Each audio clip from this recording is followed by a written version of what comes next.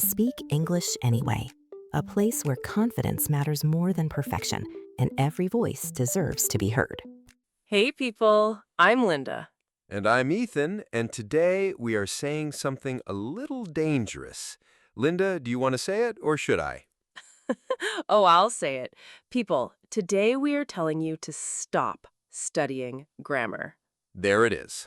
Stop studying grammar, or at least stop making it the center of your English life, because there is something far more powerful, far more natural, and honestly, far more fun, and almost nobody talks about it.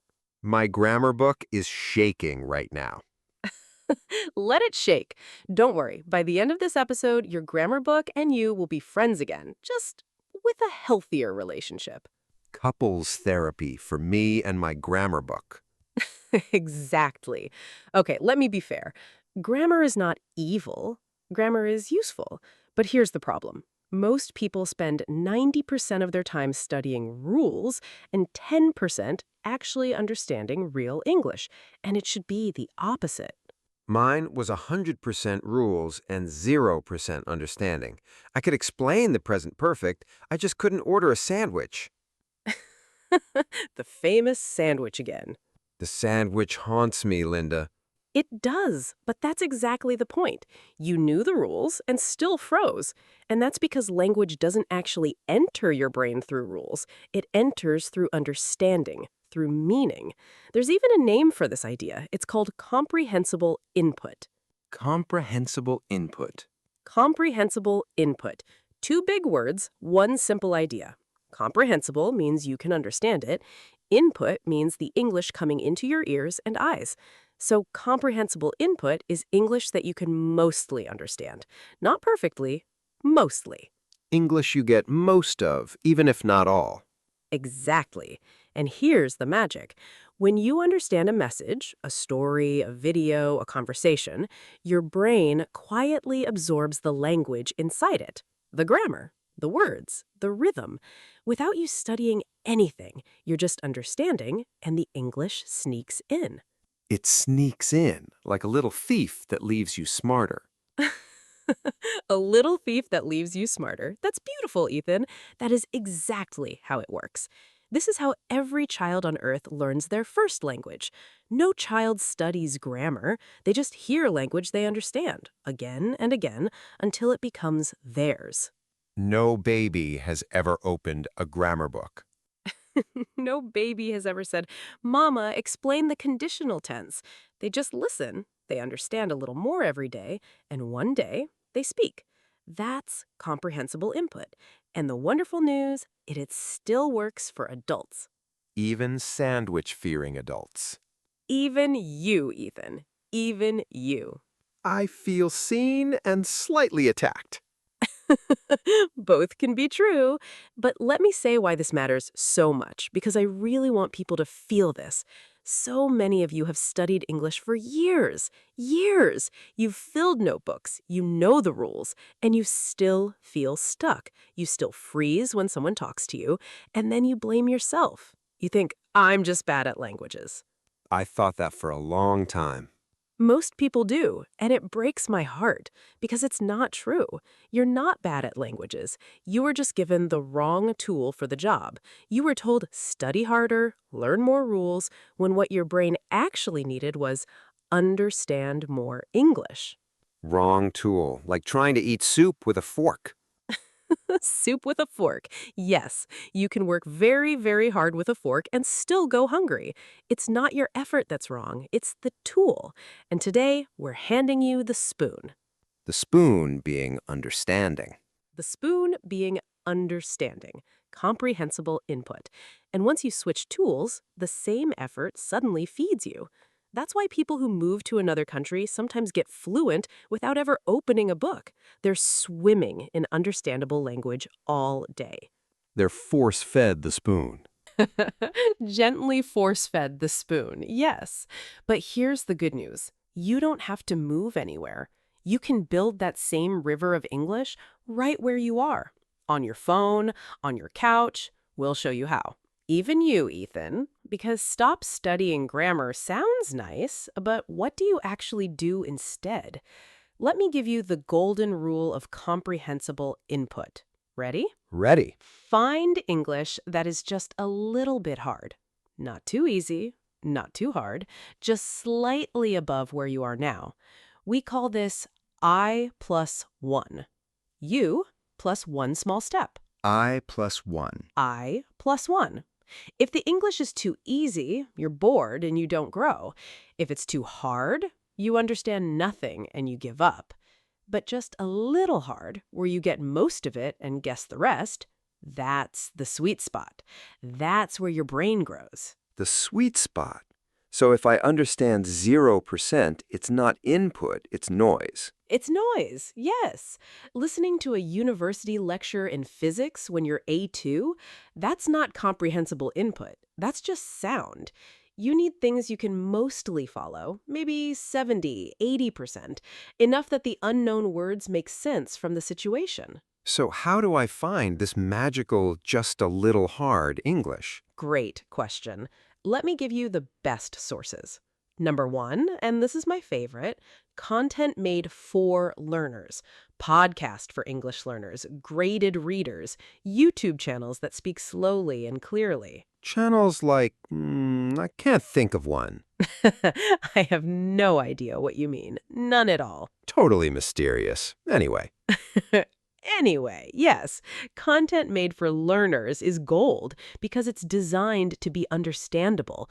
The speaker controls their speed, their vocabulary. You understand a lot, you grow a little. Perfect input. What about normal shows, real TV? Yes, but with a trick. Watch with subtitles in English, not in your language, in English. The subtitles turn fast, hard speech into something you can follow. You hear it and see it. Suddenly, a show that was too hard becomes comprehensible. English subtitles, not Portuguese subtitles. Right. If you read subtitles in your own language, your brain reads your language and ignores the English. You enjoy the show, but you don't grow. English subtitles keep your brain in English. Sneaky but fair. Sneaky but fair. And here's a gentle one. Rewatch things you already know. A movie you love in English. You already know the story, so your brain is free to notice the language. Comfort plus input, the cozy way to learn. I've watched the same 3 movies 40 times. Apparently, I was studying. You were studying the whole time and didn't know it. That's the dream. Can I add one? Music. Oh, please. Songs you love. You play them 100 times anyway. Look up the lyrics once, understand them, and then every time you sing along, you're doing input. I learned half my casual English from songs. That's a wonderful one. And songs stick in your head. That's repetition for free.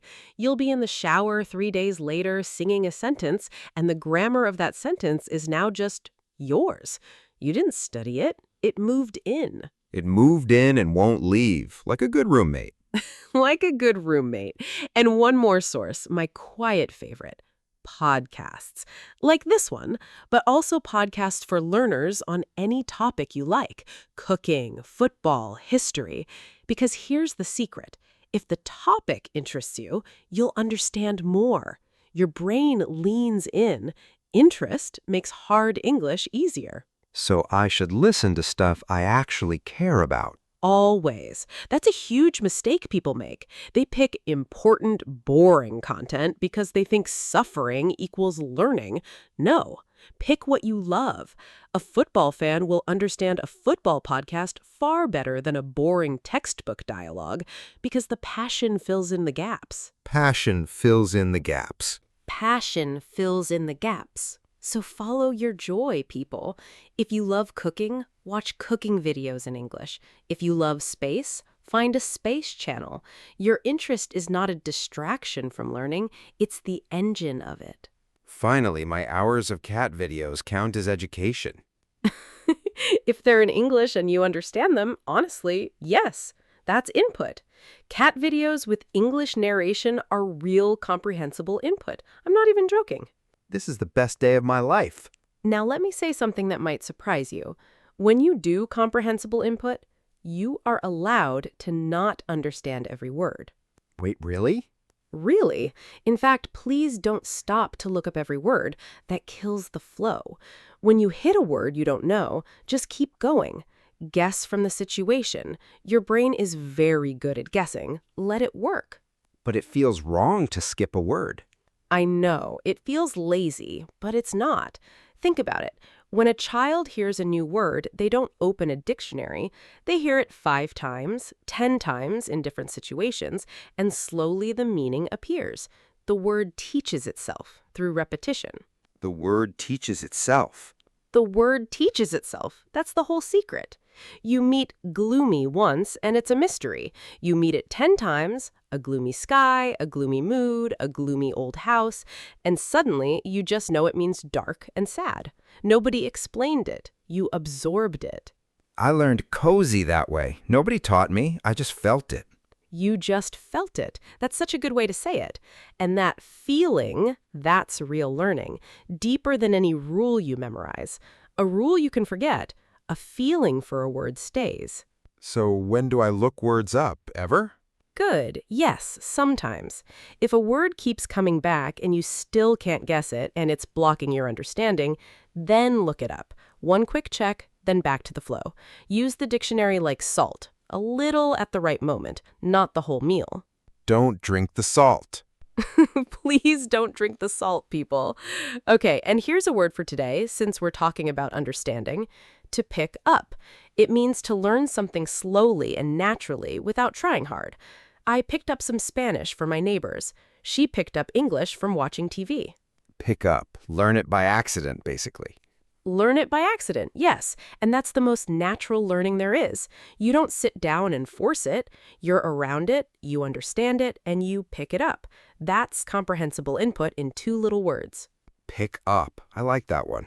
Me too. It's gentle. It takes the pressure off. You're not studying, you're picking things up, like shells on a beach. Can I confess something embarrassing about this? Always. That's your whole job here. Fair. So for a year, I thought the phrase was for all intensive purposes. Intensive. I heard it, I never checked it, I just repeated it confidently for a year. Oh no, it's for all intents and purposes. I know that now, but here's my point. Even my wrong version, I picked up from input. The system worked. I just needed a tiny bit of correction at the end. That's actually a perfect example. Input got you 90% there. A small check fixed the last 10. That's exactly the balance. Mostly absorb, occasionally correct. And honestly, making mistakes like that means you are out there using English. The people who never make funny mistakes are usually the people too scared to speak at all. So my embarrassment is proof of progress. Your embarrassment is a medal. Wear it. Every learner has a for all intensive purposes story. It means you were brave enough to use words before you fully owned them. That's the whole spirit of this channel. Beautifully, imperfectly wrong. Beautifully, imperfectly wrong. And let me give you one more word because it fits perfectly here. To make sense of.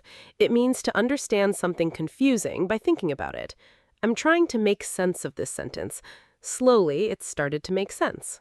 Make sense of. Figure out what something means. Exactly. And that's what your brain does all day during input. It's quietly making sense of things. Every show, every song, your brain is in the background going, ah, so that's what that means. You don't feel it working, but it is. Constantly. Making sense of the river you're swimming in. My brain is doing overtime and not telling me. Your brain is the hardest worker you'll never think. It really is. While you relax and enjoy the show, it's down there sorting, building your English brick by quiet brick. Okay, let me be honest about something because I don't want to lie to you. Comprehensible input is powerful, but it asks for one thing: patience. Uh-oh. I know.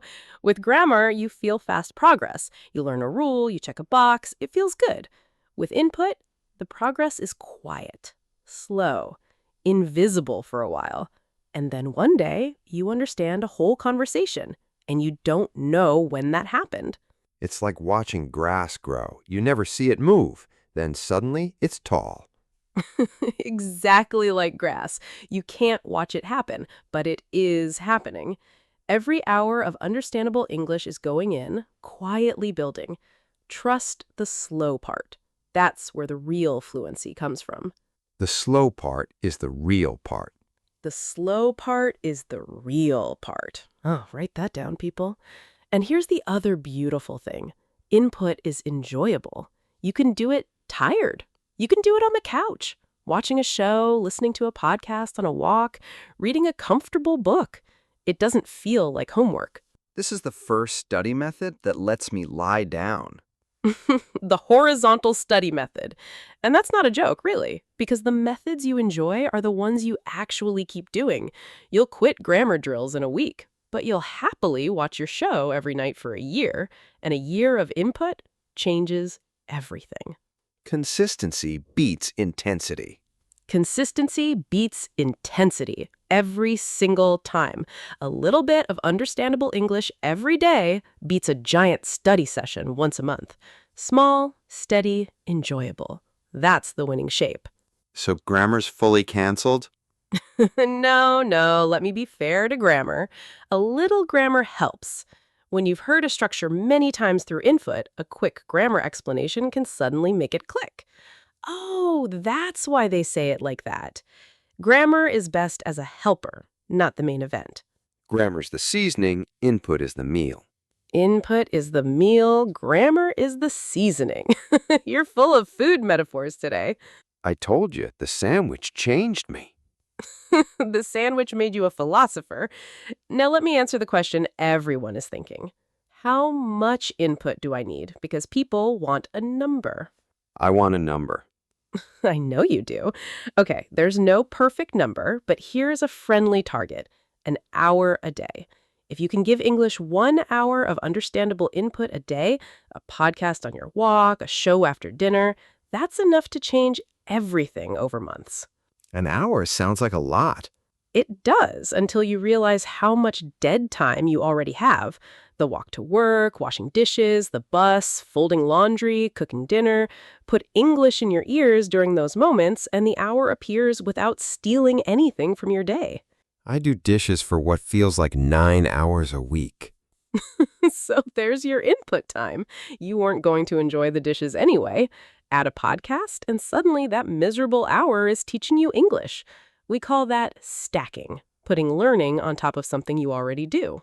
Stacking. Learn while you suffer through chores. Learn while you suffer through chores. That's the working class poetry of language learning, Ethan. And it works because it costs you no extra time. You're not adding an hour of study, you're flavoring an hour you already had. Flavoring the dishes hour. Flavoring the dishes hour.